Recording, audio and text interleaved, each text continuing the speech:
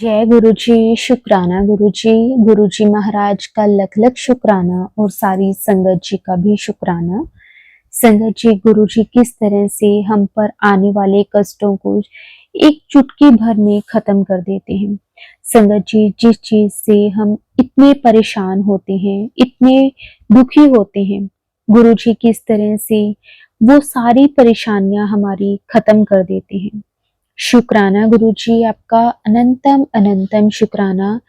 हमें हमारे कष्टों से मुक्ति दिलाने के लिए, हमारे गुनाहों को बख्शने के लिए गुरु जी आपका अनंतम अनंतम शुक्राना। संगत जी, अगर हमें गुरु जी ना मिले होते तो पता नहीं हमारा क्या होता। जो आज हम एक सांस भी ले रहे हैं वो भी एक गुरु जी की ही देन है।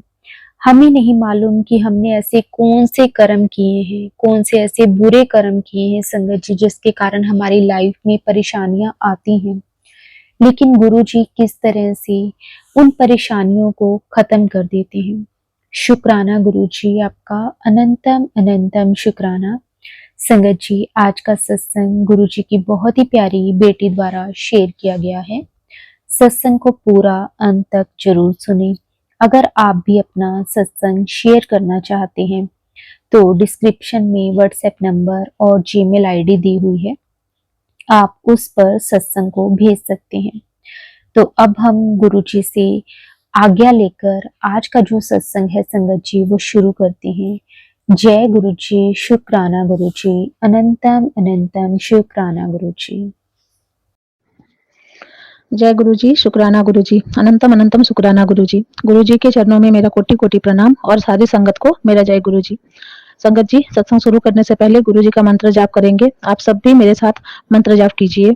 ओम नमः शिवाय शिव जी सदा सहाय। ओम नमः शिवाय गुरु जी सदा सहाय। जय गुरु जी। संगत जी, ये मेरा शुक्राना सत्संग है मेरी बेटी को लेके। दरअसल संगत जी, मेरी बेटी इस साल 12th बोर्ड का पेपर दी थी और वो उसने बायो लिया था, क्योंकि उसके पापा का शुरू से ही मतलब बहुत ये था कि उसको डॉक्टर बनाएंगे, तो इसीलिए उसने बायो लिया। उसके बाद जैसे जैसे उसका मतलब पढ़ाई आगे बढ़ने लगा, शुरू होने लगा, क्लास वगैरह शुरू हो गए, तो जब उसको टेस्ट होने लगा स्कूल में, तो फिजिक्स में उसका नंबर बिल्कुल भी नहीं आ रहा था। बाकी सब्जेक्ट तो ठीक थे, लेकिन फिजिक्स का मतलब इतना था कि पास नंबर में नहीं आता था उसका। और इसको लेके फिर हम लोगों को बहुत टेंशन होने लगा कि अगर ऐसा रहा तो आगे जाके बोर्ड में क्या होगा। स्कूल में भी बात किए टीचर से, टीचर भी बोले कि पता नहीं, क्लास में तो सही है लेकिन फिजिक्स का इसको क्या प्रॉब्लम है। इसको तो बोलते भी हैं कि भाई कोई भी प्रॉब्लम हो तो बताओ, लेकिन कुछ बताते भी नहीं है। और फिर हम लोगों को फिर टेंशन होने लगा कि अब कैसे होगा। फिर पहले भी वो ट्यूशन उसने फिजिक्स का लिया था, लेकिन हम लोग सोचे कि नहीं, इसको जो हम लोग ऐसे रुड़की में रहते हैं, तो हम लोग सोचे इसके पापा और मैं कि रुड़की का जो फिजिक्स का सबसे बेस्ट ट्यूशन है वहाँ पे इसको वहाँ भेजते हैं, शायद उससे थोड़ा सा इसका और इम्प्रूव हो फिजिक्स। लेकिन वहाँ भेजने के बाद भी वही हाल रहा। इसका मतलब जब भी टेस्ट हो, पेपर हो, इसका हमेशा वही फिजिक्स में जैसे पास नंबर कभी नहीं आता था। तो ये इसको लेके तो हम लोग बहुत टेंशन हो गया कि पता नहीं, अब इसका 11th भी हो गया था, फिर 12th का उसका चल रहा था क्लास, तो उसमें भी उसका वही हाल। अब दिमाग में टेंशन कि पता नहीं फिर फाइनल पेपर में क्या होगा, कैसे होगा। तो उसको फिर वो भी बहुत टेंशन में थी। टीचर भी बात किए, उससे पूछे तो टीचर वो बोली कि ऐसे तो जब मैं पढ़ती हूँ तब मुझे समझ आता है, लेकिन बाद में मैं भूल जाती हूँ। तो टीचर बोली कि कोई बात नहीं, थोड़ा-सा कोशिश करो, सब ठीक होगा। फिर हम लोग भी बोले कि बेटा बस थोड़ा-सा कोशिश करो, बस पास नंबर आ जाए और इससे ज़्यादा कोई ज़रूरत नहीं है, ज़्यादा टेंशन लेने की। लेकिन टेंशन तो इसके पापा को भी था और मुझे भी था कि पता नहीं पास कर पाएगी, नहीं कर पाएगी, कैसे होगा, क्या होगा। और मैं तो गुरुजी को हमेशा ही बोलती थी कि गुरुजी बस आप साथ रहना, आप देख लेना। फिर एक दिन इसके ट्यूशन में मैं बात करके घर आई तो सर से वही वही सब कि पता नहीं इसको, इसका दिमाग में क्यों नहीं घुस रहा है, इतना इसको समझाते हैं लेकिन फिर भी सॉरी संगत जी, ये समझ नहीं पा रही है। तो मैं जैसे ही आई वही सर से बात करके, तो मैं मतलब टेंशन में ही थी, आके घर में बैठी, फिर मैं वही व्हाट्सएप खोली अपना, फिर यूट्यूब खोली, तो यूट्यूब में अ, वही इसको लेके ही मैसेज आया कुछ कि तेरे बच्चे के लिए है, ऐसा ही कुछ था। तो फिर मैं उसको सुनने लगी तो उसमें था वही पढ़ाई को लेके ही था। उसमें फिर गुरुजी बोले कि उसको कोई बात नहीं, उसको चाँदी का कड़ा ब्लेस करवा के पहनाओ तो आगे सब ठीक होगा। तो मैं फिर चाँदी का कड़ा उसका रखा हुआ था नया, तो मैं अगले दिन ही उसको निकाली, फिर गुरुजी के स्वरूप के पास रखी, गुरु मंत्र जाप की, बोली गुरुजी आप ब्लेस कर दो इसको, फिर वही ब्लेस करवा के उसको पहना दी। उसके बाद उसका पेपर आ गया बोर्ड का, तो टेंशन तो दिमाग में बहुत था। मैं बार-बार बोल रही थी बेटा कर लोगी ना, पास नंबर तो आ जाएगा, तो बोलती थी हाँ, मैं पूरा कोशिश करूँगी। लेकिन उसको भी टेंशन था, हम लोगों को भी टेंशन था। फिर पेपर के टाइम मैं गुरुजी को बोलती थी कि गुरुजी आप साथ जाओ और आप ही देखना, पेपर भी आप दिलवाना, आंसर भी आप दिलवाना, आप साथ रहना गुरुजी। और उसको भी बोलती थी कि तुम गुरुजी के सामने जाओ, माथा टेको और मंत्र जाप करके गुरुजी को बोलो। फिर वो ऐसे ही करके रोज़ पेपर देने गई और उसके बाद फिज़िक्स वाले दिन वो उस दिन तो बहुत टेंशन था। उस दिन भी गुरुजी को बोल के फिर वही गुरुजी को बोली कि गुरुजी मेरे साथ चलो। तो गई उसके बाद मेरा दिमाग में बहुत टेंशन था। मैं उसको फिर वहाँ पे जहाँ पे उनका उसका सेंटर था बोर्ड का, तो वहाँ पे छोड़ के फिर मैं और उसके पापा आने लगे वापस। तो मैं उनको बोल रही थी कि पता नहीं क्या होगा। बड़ा बड़ा मंदिर भी बहुत दूर है, अगर सामने होता ना तो इसको पेपर से पहले बड़ा मंदिर लेके जाते।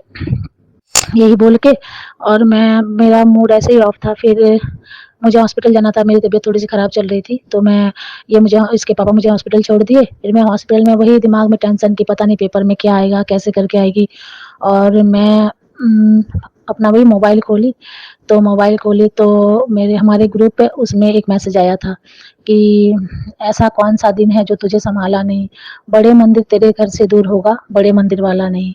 और मैं तो देख के एकदम चौंक गई कि अभी मैं बोल रही थी इनको कि अगर बड़ा मंदिर सामने होता तो इसको पेपर से पहले लेके जाते। फिर मैं गुरुजी का शुक्राना की कि गुरुजी माफ़ कर देना, गुरुजी आपका अनंतम अनंतम शुक्राना। उसके बाद मुझे लगा कि नहीं, अब तो गुरुजी का भी इशारा आ गया तो पेपर सही होगा। फिर पेपर उसका खत्म हो गया, लेकिन रिज़ल्ट में फिर टाइम था। उसको मैं कुछ दिन मतलब 2-4 दिन होता था फिर पूछती थी कि बेटा सही नंबर आएगा ना? और संगत जी पता चला कि फिज़िक्स इस बार मतलब पिछले 10 सालों में सबसे टफ आया है। ये पहले तो पता नहीं चला था। मेरे नीचे एक है कि मेरी जो रेंट पे रहती है वो टीचर है, वो बताई कि भाभी ऐसा-ऐसा इस बार का है और इसका तो फिज़िक्स ऐसे ही ठीक नहीं है, पता नहीं क्या होगा। वो सुन के तो मेरा दिमाग और खराब। फिर भी सोच रही थी कि नहीं गुरुजी साथ में है तो सब ठीक होगा।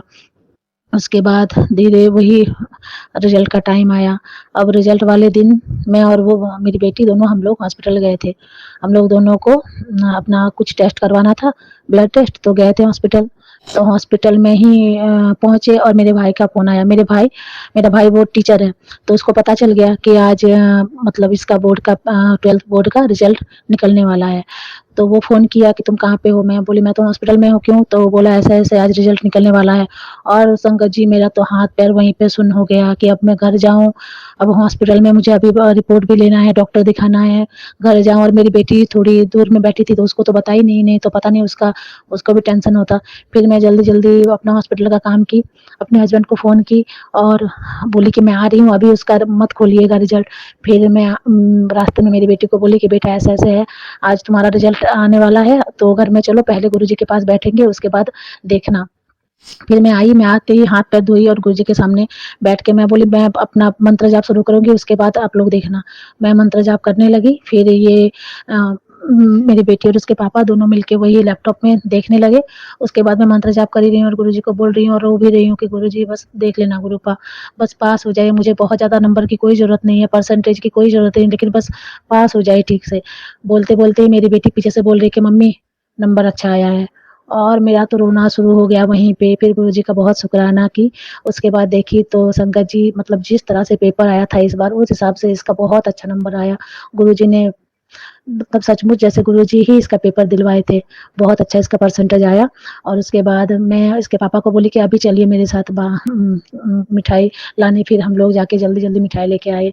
फिर गुरुजी का मुँह मीठा करवाए, गुरुजी को बहुत-बहुत शुकराना किए। गुरुजी बस इसी तरह आप सबका सबका साथ देना गुरुजी, सबके साथ रहना गुरुजी, सबके बच्चों को ब्लेस करना गुरुपा। और बड़ा स्वरूप को लेके। दरअसल संगत जी मेरे पास गुरुजी का छोटा स्वरूप तो 2-3 है, लेकिन मेरा बहुत मन था कि गुरुजी का एक बड़ा स्वरूप हो मेरे पास। जो मैं अपने हॉल में लगा सकूँ और कहीं भी जाऊँ या कहीं बाहर से आऊँ तो बस गुरुजी मेरे नज़रों के सामने हो।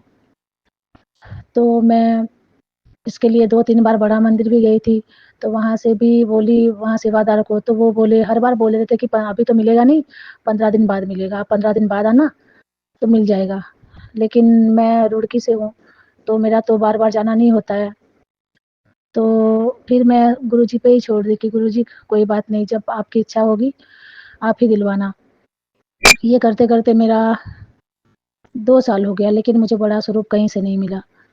फिर एक दिन यहीं रुड़की में एक आंटी है, उनके घर में सत्संग था, तो मैं उनके घर गई थी, तो उनके घर में हर मतलब कमरे से बाहर तक हर जगह गुरुजी का बहुत बड़ा-बड़ा स्वरूप लगा हुआ था और मेरा तो देख के इतना मतलब मुझे अच्छा लग रहा था कि आंटी कितनी लकी होंगी, ये जिधर भी देखती होंगी, जिधर भी घूमती होंगी, बस गुरुजी ही दिखाई देते हैं इनको। फिर मैं सोची कि इनसे पूछूँगी कि आपको इतना सारा स्वरूप कहाँ से मिला?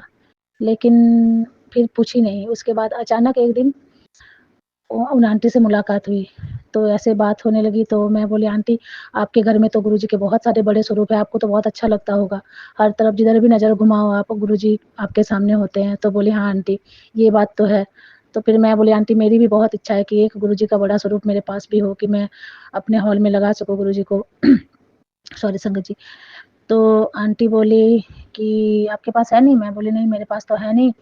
तो बोले कि आप बड़े मंदिर गए नहीं, वहाँ मिल जाता है। तो मैं बोली नहीं वहाँ भी नहीं मिला। मैं 2-3 बार ऐसे गई थी, बोली भी लेकिन मिला नहीं वहाँ से। तो वो बोले अच्छा कोई बात नहीं। वो बोले कि एक आंटी है जिनके पास गुरुजी का बड़ा स्वरूप मिलता है, लेकिन मैं उससे पूछ के उनसे और आपको बताऊँगी।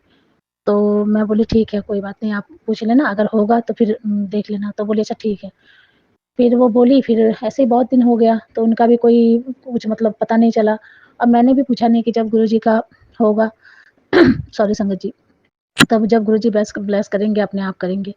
तो गुरुजी के बर्थडे के 1 दिन पहले 5 जुलाई को एक सत्संग था यहाँ रुड़की में, तो उस सत्संग में मैं आंटी से मिली, तो यही बात होने लगी। तो आंटी बोली कि मैं पूछी, बोली आंटी सब बड़ा वाला स्वरूप का कुछ पता चला? तो वो बोली नहीं आंटी, अभी तक तो कुछ पता नहीं चला। वो जो उनसे मैं बात की थी जिनके पास है, तो अभी उनके पास भी बड़ा स्वरूप है नहीं। तो अगर आपको चाहिए तो मतलब मीडियम से थोड़ा बड़ा मेरे पास है, अगर आप लेना चाहते हो तो वो ले लो। तो मैं बोली अच्छा ठीक है, मैं आपको बताऊँगी। तो बोली ठीक है। फिर मेरा ऐसे ही मतलब थोड़ा-सा मूड ऑफ हुआ कि पता नहीं गुरुजी कब अपना स्वरूप ब्लेस करेंगे बड़ा वाला। फिर मैं घर आ गई ऐसे ही सोच के ही। तो उसके दूसरे दिन 6 जुलाई था, तो 6 जुलाई को मैसेज आ रहा है गुरुजी का, जैसे मैं व्हाट्सएप खोली, मैसेज आया कि पुत्र कल बर्थडे तो मेरा है लेकिन गिफ्ट तुझे मिलेगा। तो मैं बोली हो सकता है किसी के लिए ये मैसेज। उसके बाद 3-4 बार यही वाला मैसेज दिखाई दिया मुझे व्हाट्सएप पे नहीं यूट्यूब में। तो फिर मैं बोली कि हो सकता है किसी के लिए होगा, इतना तो नहीं था कि लेकिन उसके बाद 7 जुलाई को यहाँ रुड़की में बड़ा सत्संग होता है गुरुजी के बर्थडे को लेके, तो मैं तैयार हो रही थी पालकी के लिए क्योंकि सोची कि जल्दी जाऊँगी फिर पालकी में भी शामिल हो पाऊँगी। तो तैयार हो रही थी तभी उन आंटी का फ़ोन आया जिनसे मेरी बात हुई थी स्वरूप को लेके। तो आंटी वहाँ फ़ोन आया तो मैं फ़ोन उठाई, तो बोली जय गुरुजी आंटी, मैं बोली जय गुरुजी ना आंटी आपका बड़ा वाला स्वरूप आ गया है। अब मैं तो सुन के एकदम चुप हो गई। मैं बोली परसों तक तो कोई कुछ त नहीं था बड़ा स्वरूप का। लेकिन फिर मुझे याद आया गुरुजी का मैसेज कि गुरुजी ऐसे-ऐसे मैसेज दिए थे कि बर्थडे तो मेरा है लेकिन गिफ्ट तुझे मिलेगा। फिर म एकदम मुझे तो इतना खुशी हुआ फिर आंटी को मैं बोली कि आंटी शुक्राना आपका, तो आंटी बोली नहीं, नहीं आंटी मेरा नहीं गुरुजी का शुक्राना कीजिए। मैं बोली हाँ, गुरुजी का भी अनंतम शुक्राना। फिर मैं तो बहुत खुश हो गई, मैं गई फिर सत्संग में, मैं तो गुरुजी को बहुत शुक्राना की, बहुत खुश हो गई। तो आंटी बोली कि आप कल आके ले लेना, आज तो सत्संग में लेट हो जाएगा। मैं बोली कोई बात नहीं मैं कल आऊँगी। फिर दूसरे दिन 8 जुलाई को मैं और मेरी बेटी उनके घर गए आंटी के, तो आंटी ने 3 स्वरूप निकाल के दिए बड़ा वाला। आंटी बोली कि आपको इसमें से जो भी पसंद आप ले लो। फिर मेरी बेटी ने गुरुजी का जो ब्लैक और व्हाइट चोले में जो स्वरूप है जिसमें गुरुजी हँसते हुए हैं, वो वाला स्वरूप लिया। फिर हमने वहीं पे गुरुजी को माथा टेका और फिर अपने घर लेके आए। फिर उसके बाद मैं वो स्वरूप तुरंत फ्रेम करवाने दी। दूसरे दिन फ्रेम करवा के लाई तो इतना बड़ा स्वरूप मतलब मैं जो चाहती थी जितना बड़ा उससे भी बड़ा स्वरूप। अब मैं तो इतनी खुश गुरुजी का देख के रोना भी आ रहा था बहुत। उसके बाद फिर गुरुजी मुझे ड्रीम में दिखाए थे एक बार कि मेरे पास बड़ा स्वरूप आया है और मैं उसको अपने हॉल में लगा रही हूँ और बहुत बड़ा है वो, और जिस जगह पे लगा रही थी वो वाला स्वरूप, उसी जगह पे मैं ये गुरुजी का जो स्वरूप मिला है वो लगाई। अब मतलब ये स्वरूप ऐसी जगह पे है कि मैं बाहर से आती हूँ, किचन से वहाँ रूम में आती हूँ, इधर बैठती हूँ खाना खाने के लिए या बेड पे बैठती हूँ, तो हर तरफ जैसे गुरुजी मुझे ही देख के हँस रहे हैं। तो इतना अच्छा लगता है पूरा दिन। बस यही मेरा शुक्राना सत्संग था गुरुजी का, कि गुरुजी बस जब टाइम आता है तभी सबको अपना ब्लेसिंग देते हैं। इसलिए शुक्राना गुरुजी, अनंतम अनंतम शुक्राना आपका, लाख लाख शुक्राना गुरुजी, कोटि कोटि शुक्राना, जितना शुक्राना करो उतना कम है गुरुजी। जी, आज से लगभग 10-11 साल पहले एक बार मेरे जाड़ वाली दाँत पे बहुत ज़्यादा पेन हुआ था। मेडिसिन मैंने लिया, पेन किलर ली, लेकिन उससे थोड़ा-सा भी आराम नहीं मिला। उसके बाद मैंने डेंटिस्ट को दिखाया, तो डॉक्टर ने कहा कि एक्स-रे की तो कहा कि आपके दाँत में बहुत ज़्यादा सूजन है। तो पहले हम लोग 3 दिन की दवा देते हैं, उसके बाद सूजन कम होने के बाद ये दाँत निकालना पड़ेगा। मैंने उसके बाद मेडिसिन लिया और मेडिसिन लेने के बाद मेरा पेन बिल्कुल ख़त्म हो गया। तो मैं फिर दोबारा डॉक्टर के पास गई ही नहीं, क्योंकि संगत जी, मैंने सुना था कि दाँत निकलवाने में बहुत पेन होता है, इसलिए मैं डर गई थी। फिर बीच-बीच में बहुत पेन होता था, पर मैं वही दवा लेती थी पेन किलर और पेन मेरा ख़त्म हो जाता था। और धीरे-धीरे वो वाली दाँत मेरी पूरी खराब हो गई, मतलब सड़ने जैसी हो गई थी और अपने आप कुछ दिनों बाद अपने आप आधी दाँत टूट गई और आधी बच गई। तो फिर वो जो आधी वाली बची हुई दाँत थी, तो वो उसमें भी थोड़ा बहुत पेन हो रहा था कभी-कभी। लेकिन अभी पिछले साल वो पेन मेरा थोड़ा ज़्यादा ही बढ़ रहा था और जो मतलब घरवाले भी सुने तो सब बोले कि नहीं, ये अच्छा नहीं है, ऐसा दाँत रखना, तुम दाँत को एक बार मतलब दिखा लो, डॉक्टर को निकालने बोल रहे हैं तो निकलवा ही दो। तो मैंने कहा ठीक है, और दाँत मतलब ऐसी नुकीली हो गई थी वो कि मेरे अंदर से गाल की तरफ उससे चोट भी लग रहा था। तो मैंने भी सोचा कि नहीं, इसको निकलवाना ही सही होगा, अब जैसे भी होगा, जो भी होगा। तो फिर मैंने डॉक्टर को दिखाया, तो डॉक्टर ने एक्स-रे करके बोला कि इस दाँत को निकलवा ही लो आप, इसको रख के कोई फ़ायदा नहीं है। तो मैंने कहा ठीक है, तो वो फिर 1 दिन बाद का मुझे टाइम दिए कि आप 1 दिन बाद आना। तो मैं बोली ठीक है। फिर डर तो मुझे था वही वाला कि पता नहीं कितना पेन होगा, लेकिन फिर भी मैं बोली नहीं, अब जो भी होगा अब निकलवाना ही है।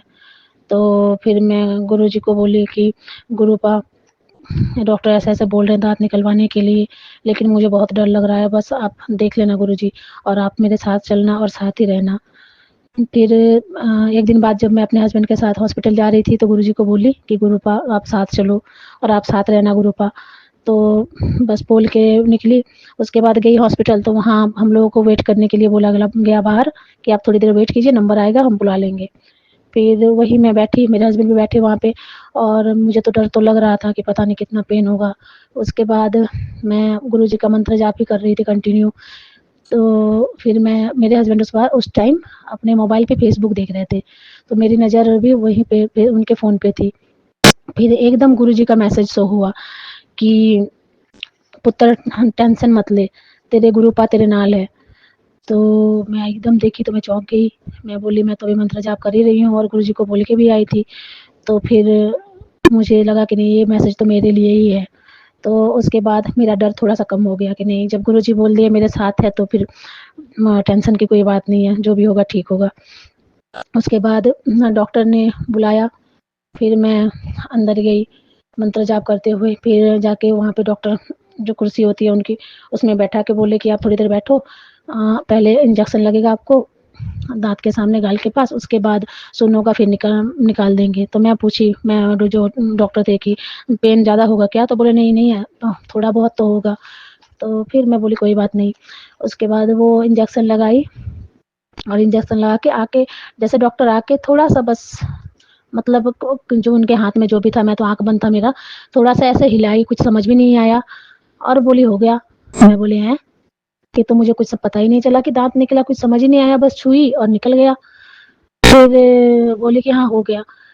तो फिर मैं गुरुजी को बहुत-बहुत शुकराना की कि शुकराना गुरु को आपने तो पता ही नहीं चलने दिया कहाँ मैं इतना डर रही थी और मुझे तो कुछ भी नहीं पता चला कि दाँत निकला, क्या हुआ। उसके बाद तुरंत मैं बाहर आई, मेरे हस्बैंड वहीं पे थे, वो इशारा कर रहे थे, वो मना किए थे कि अभी कुछ बोलना नहीं है, वहाँ उस जगह पे रुई दे दिए थे।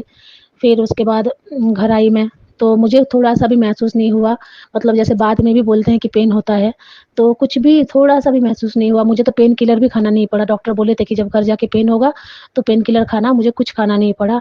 इतनी कृपा है गुरुजी की कि मुझे मतलब वो पता ही नहीं चलने दिए कि मतलब मेरा दाँत निकला या क्या हुआ। तो इसके लिए गुरुजी आपका अनंतम-अनंतम शुकराना। संगत जी, मुझे बहुत सालों से स्लिप डिस्क की प्रॉब्लम थी, जिसकी वजह से मेरे बैक में और राइट वाले पैर में बहुत ज़्यादा पेन होता था। तो इसके लिए मैंने आयुर्वेदिक भी पहले दिखाया था और उसके बाद मैंने ऑर्थो जैसे हड्डी वाले डॉक्टर को भी दिखाई।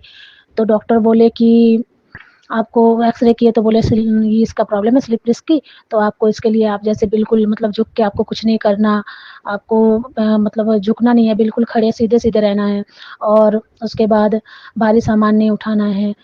तो मैंने कहा ठीक है और उसके बाद डॉक्टर ने मेडिसिन दिया और उसके साथ-साथ फिज़ियोथेरेपी करवाने को बोला और कुछ एक्सरसाइज़ भी बोले थे घर में करने के लिए, तो वो मैंने किया।